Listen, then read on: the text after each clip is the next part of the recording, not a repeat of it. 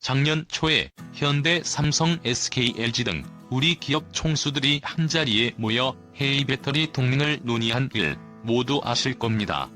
이번에는 정부, 삼성, 현대차가 또 뭉쳤습니다. 요즘 차량용 반도체 품귀 사태가 나자 삼성과 현대차는 정부의 지원을 받고 반도체 국내 생산 능력을 확충하기로 했습니다.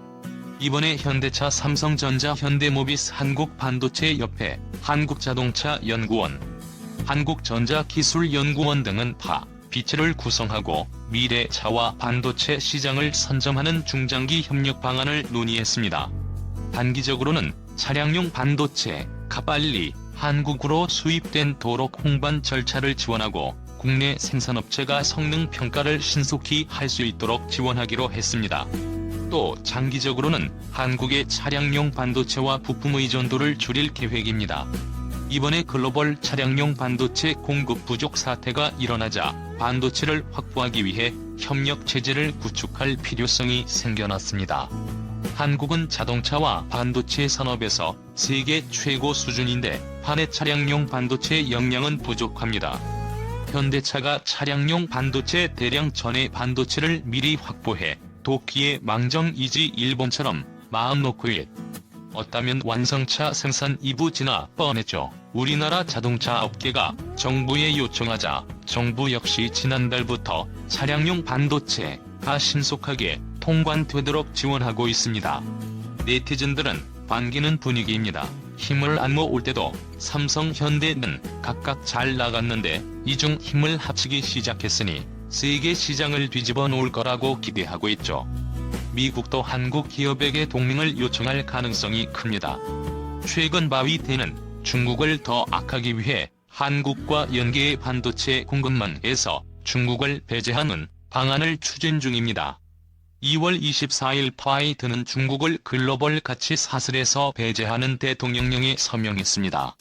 블룸버그 통신에 따르면 백업 1 관리들은 이번 행정명령 중국을 저격한 게 아니라 공급 다변화에 더 초점을 맞춘 것이라고 설명했습니다. 하지만 그래도 중요 품목을 적대 국인 중국에 너무 의존하고 있다며 이를 반드시 해결해야 한다고 밝혔습니다.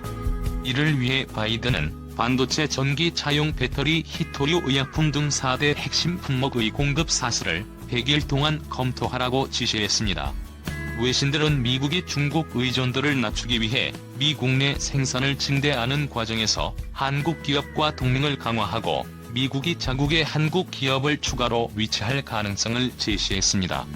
파이낸셜 타임스, 워싱턴 포스트 등 외신들 역시 바이든의 행정명령에 한국에 대한 기대감을 나타냈습니다. 힘든 중국 기술에 대응하려면 한국, 일본과의 다자 협력이 중요하다며 반도체와 배터리 시장의 최강자인 한국과의 협력을 강조했습니다. 바이든은 공급 사슬을 검토하고 나서 국민과의 공급망을 강화하는 쪽으로 결론을 내린다면 한국에게 유리할 겁니다. 특히 LG 에너지 솔루션, SK 이노베이션, 삼성, SDI 등 한국 배터리 3사가 반사 이익을 볼 가능성이 커졌습니다. 네티즌들은 미국과의 동맹 강화간 양날의 검이라고 우리하면서도 그래도 중국보다는 미국이 닿다. 중국은 미국을 절대로 이기지 못한다. 이 기회에 미국 방부제 앞에 통화 스와프 요청에 일납 등 여러 댓글을 남겼습니다. 이번에 자동차용 반도체 품귀 현상이 지속되면서 세계 자동차 생산 200만 대 가까이 줄어들게 됐습니다. 영국 시장 조사업체인 히즈마켓은 최근 보고서에서 올해 1월부터 3월까지 1분기에만 전 세계 소형 승용차 생산 200만 대 줄어들 것이라고 예측했습니다.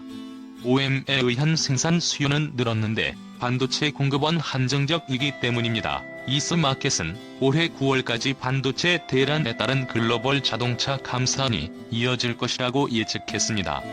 그중 가장 파격을 받는 업체는 중국 자동차 업체입니다. 중국 자동차 업계는 1분기만 자동차 출하량을 25만 대 줄였습니다. 포드, VW, 타이슨 등도 파격을 받아 감사사 들어갔죠. 그런데 전 세계 완성차 업체 중 유일하게 타격을 입지 않은 업체가 있습니다. 바로 현대차입니다. 로이터 통신은 다른 세계 완성차 업체들은 일시적으로 공장 가동을 멈췄는데 현대차 만생산 공장을 여전히 가동하고 있다고 보도했으며 그 원인을 분석해보니 현대차가 작년 코로나 대유일 때 남들이 하지 않던 투자를 했다는 사실이 밝혀졌습니다. 작년에 코로나 때문에 세계적으로 반도체 수요가 줄어들었습니다. 그러자 현대차는 오히려 반도체를 더 사들였습니다. 2월 26일 자코도에 따르면 작년 초 현대 역시 다른 업체들과 마찬가지로 감산을 고민했습니다. 그런데 그 당시 반도체 업계들이 자동차 칩 생산을 줄이고 있다는 정황을 포착했습니다. 현대차는 나중에 자동차 반도체 품귀 현상에 올 거라고 예측하고 향년 4분기 칩 매입을 급격히 늘렸습니다. 현대차가 이렇게 과감하게 칩을 사들인 이유가 있습니다. 2019년 일본이 반도체 소부장 수출 규제를 때렸을 때, 또 작년에 중국 내에서 코로나가 확산돼 부품이 부족해지자 반도체 생산이 중단됐을 때 현대차가 파격을 입은 일이 있기 때문입니다. 현대차는 이 참사를 교훈 삼아 반도체를 미리 확보했습니다. 심지어 현대차는 안정적인 생산을 이어갈 뿐만 아니라 원가 절감 효과까지 봤습니다. 현대차는 반도체 외에도 폰티는 달고 쉬 같은 부품업체로부터 부품을 미리 사들였습니다. 이 덕분에 부품 공급에 차질이 생겼을 때 부품 값이 올랐어도 추가 지출을 하지 않아도 됐죠. 로이터 통신은 현대 기아차가 전 세계에서 반도체와 부품 대란의 티어를 입지 않은 유일한 기업이라고 보도했습니다. 네티즌들은 이게 다 일본 덕이라고 고마워하십니다. 일본인 수출 규제 당시 원자재 공급을 끊어 불확실한 상황에 대비하게 하지 않았더라면 지금의 현대도 없었을 거라는 겁니다. 한 네티즌은 일본인 수출 규제를 때렸을 때 우리나라 대통령이 일본에 무릎 꿇고 사과해서 수출 규제를 풀어달라고 요청해야 한다고 주장한 정치인들을 비판하십니다. 다른 네티즌들은 삼성과 SK 하이닉스 등 세계적인 반도체 기업이 국내 기업이라 이런 현상이 일어난 것이라고 분석했습니다. 반도체 기업 관계자들이 반도체 품귀 사태 전조 증상이 보이자 현대에게 미리 귀띔을 해줬다는 내피셜이 나온 거죠. 보도에 따르면 현대차는 작년에 칩을 많이 확보한 덕분에 지금 상장은 안정적이지만 점점 재고를 소진하고 있어 3월부터는 속도전에 들어갈 계획인 것으로 알려졌습니다. 이대로라면 현대조차 앞에 떨밖에 못 버틸 거라는 거죠. 이에 따라 현대차는 안정적인 생산을 유지하기 위해 협력사와 협력하고 있습니다. 사실 차량용 반도체는 수익성이 그다지 크지 않아 전 세계 기업들은 공급량을 늘리려는 모험을 벌여 합니다. 그런데 이번에 스페인은 차량용 반도체를 살리기 위해 돈 크게 투자했습니다. ES 파워텍 페닉스는 국내 유일의 식전력 반도체 생산 기업입니다. SC전력 반도체는 전기차와 수소차에 필수로 들어가는 부품이죠. 2018년 테슬라가 모델 3의 식전력 반도체를 최초로 적용해서 수요가 급증하고 있지만 이 부품을 생산하려면 높은 기술이 필요하기 때문에 역량을 갖춘 업체는 전 세계에 별로 없습니다. SRC 전력 반도체 시장은 연평균 32%의 성장률을 기록하면서 급속도로 성장하고 있습니다.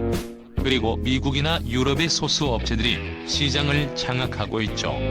2월 28일 SK는에 스파오테크닉스에 268억 원을 투자의 지분 33.6%를 인수했습니다. 이 회사는 10년 이상씩 전력 반도체 개발 경력이 있는 연구원들 중심으로 구성된 회사입니다. 자체 특허도 23건이나 보유하고 있죠. 또 연간 최대 1만 잡천사 100장의 SC 전력 반도체를 생산할 수 있는 시설을 갖추었습니다. SK는 식전력 반도체 국산화와 국내 생태계를 육성하기 위해 예수 파워테크닉스를 선택했습니다. SK는 LG그룹으로부터 SK 실패론도 인수했습니다. 이 회사는 2019년 미국 듀폰의 색 사업부를 5,400억 원의 인수한 것으로 알려졌습니다. 이번에 SK 가제대로 차량용 반도체 국산화에 칼을 대단 것처럼 보입니다. 네티즌들은 드디어 한국에도 차량용 반도체 기업 생기는 건가, SK도 전기차 전장 사업을 하다 링 놀랍다는 반응을 남겼습니다.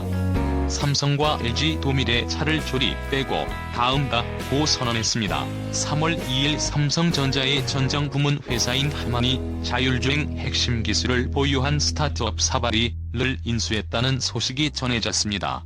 LG전자 역시 3월 24일 정기주주총회에서 캐나다 자동차 부품업체인 마그나와의 합작 법인 설립과 관련해 논의할 계획입니다. 특히 LG전자는 마그나와 합작법인을 설립하는 것에도 미국 데이터 분석 전문 기업인 알폰소를 인수했고 칠수 소프트웨어 기업인 룩소소프트와 합작법인을 설립했습니다. 또 오스트리아 차량용 헤드램프 기업인 GKW 도인수 해초 삼성과 일주는 그룹사에서 디스플레이와 배터리 사업도 하고 있습니다.